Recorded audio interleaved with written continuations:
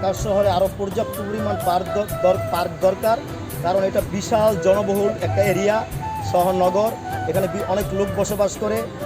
কোলাহল মুক্তভাবে মানুষ একটু সুস্থি নিঃশ্বাস ফেলবে এরকম জায়গার চরম সংকট রয়েছে।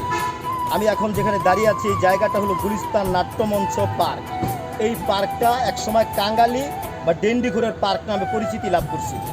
এটা সিটি কর্পোরেশন এটাকে একটা উদ্যোগ নিয়ে এটা শিশু পার্কে রূপান্তরিত করেছে, এবং শিশু পার্কে বা নগর ভবনের এই পার্কটার দিকে আরও সুদৃষ্টি দেওয়া উচিত, এটাকে আরও দৃষ্টিনন্দন করা উচিত, এবং এটা সর্বসাধারণের জন্য আরও সুন্দর পরিবেশ যেন মানুষ আরও বেশিভাবে বসে থাকতে পারে, আরাম করতে পারে, বা আরও নিরাপত্তার জন্য যেখানে যা পরিবেশ দরকার যোগ উপযোগী ব্যবস্থা গ্রহণ করা দরকার। পাশাপাশি ঢাকা শহরে যথেষ্ট পার্কের অভাব রয়েছে, মানুষের একটু সুস্থির নিঃশ্বাস ফেলবে এরকম জায়গা নাই। যদি এটা চরম গাড়ি জনবহুল এরিয়া, মানুষের একটা চরম সংকট রয়েছে একটা সুস্থ নিঃশ্বাস ফেলা।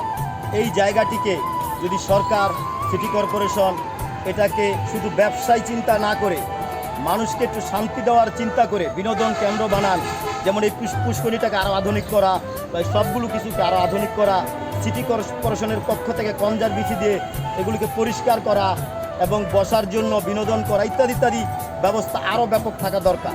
পাশাপাশি ঢাকা শহরে আরও বেশি করে পার্ক তৈরি করা দরকার, বিনোদন কেন্দ্র তৈরি করা দরকার।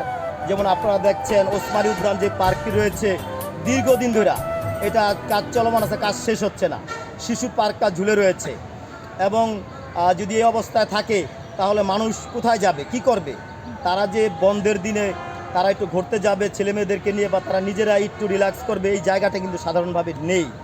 এটার জন্য একটি সুপরিকল্পনা গ্রহণ করে এটা করা দরকার। পাশাপাশি এই পার্কের যে নাট্যমঞ্চটি রয়েছে এই নাট্যমঞ্চটি সংস্কার করতেছে, 3 বছরের জন্য ইজারা দেওয়া হয়েছে, এই কাজটিও চলমান রয়েছে।